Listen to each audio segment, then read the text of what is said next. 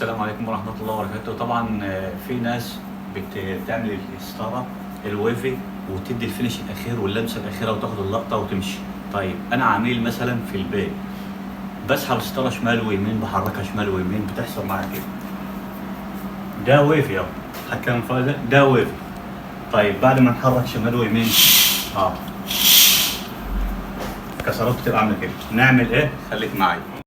ده مسدس اسمه النتاش، مسدس النتاش اللي هو بتاع الملابس. تمام، احنا بنعمل الكسرات من تحت ونظبطها، بتبقى الكسره معاك مسطره وبتبقى مسويه، وبتلاقي ما شاء الله الكسرات نظيفه وكويسه معاك من فوق لتحت حتى لو حركتها بعد كده. فعشان كده احنا بنسلم الشغل ما شاء الله كسرات على كده. ده المسدس النتاش يا جماعه اهو. شوف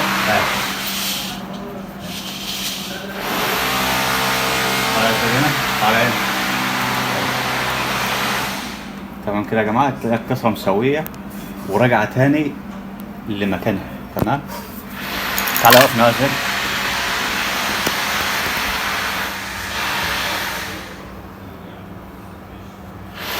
يا جماعه. من تحت كده بندخل المسدس اهو. تمام، فبتاخدها بقى كسره كسره.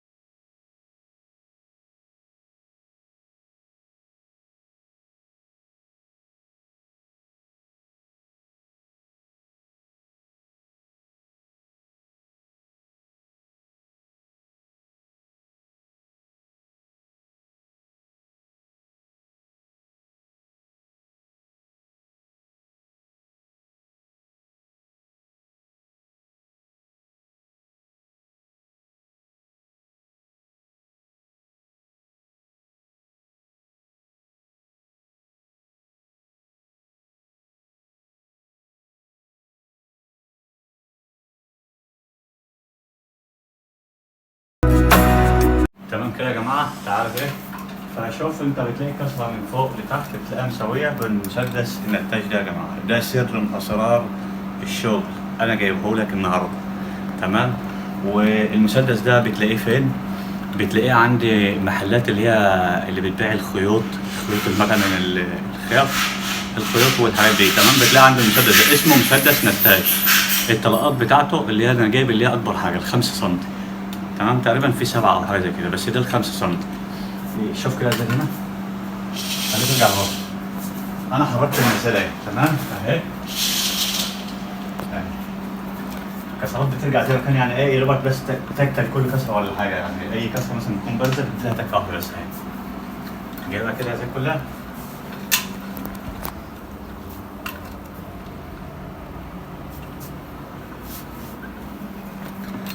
فاحنا الحمد لله يعني شغلنا زي ما انتم شايفين على الطبيعه، وده طبعا من قلب جمصه، شغل جاينا من عن طريق اليوتيوب، والحمد لله يعني حاجه كويسه والناس مبسوطه جدا ما شاء الله من الشغل. فالله المستعان، واي حاجه تحت امركم، اي حاجه بتحتاجوها تعليق باذن الله وبرد عليكم ان شاء الله.